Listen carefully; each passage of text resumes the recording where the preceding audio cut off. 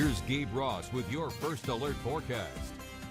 9:13 on this Sunday morning. Glad you're with us here for Carolina in the morning. Let's take a look at rainfall, shall we? It's been a pretty dry month. No mistake about that. Even with the last couple of days picking up close to 2 inches of rain, we're still down about half of where we should be for this point in late September. Year-to-date tallies dwindling a little bit too. Could be in worse shape, mind you, but still could use some rainfall. So we're going to look ahead to the remaining days of September and see what we can capitalize on. So we'll start you from now, take you all the way up through midnight, Saturday night into Sunday. We're talking at best maybe a quarter to half inch plus of rain across the lower Cape Fear. So it's likely we're going to be finishing below average for the month of September, but any little bit that we can get here in the next week or so is going to help us out. So we'll cheer that on. We'll also cheer on temps warming in the 60s and 70s. Summer weather lovers, you're getting a last little taste of this here.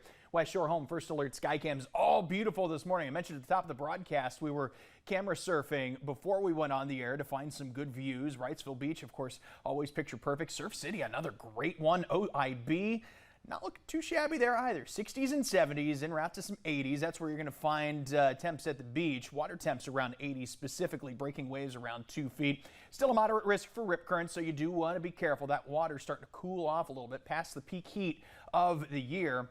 Here are your high tide cycles coming up after the 3 o'clock hour for the coast, really closer to 3:30. And for the Riverfront and Battleship, close to 6 o'clock tonight. Still some nuisance flooding to be concerned with. Offshore forecast, small crafts urged to exercise caution as waves about 2 feet or so, 7 seconds in between. So all good to note, but still a weekend that we can salvage and get some outdoor time in.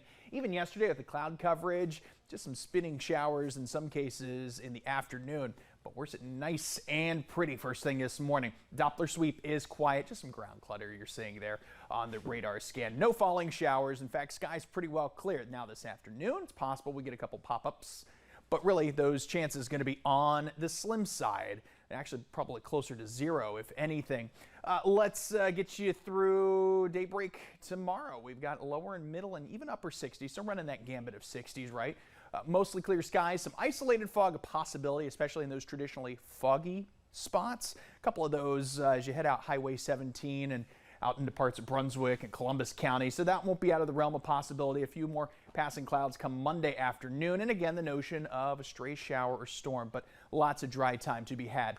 We will tell you that Ophelia is now post-tropical, so no additional updates coming from the National Hurricane Center as it continues to bring about some rain, mainly to the northeastern states or the New England states, so Pennsylvania all the way up through New York.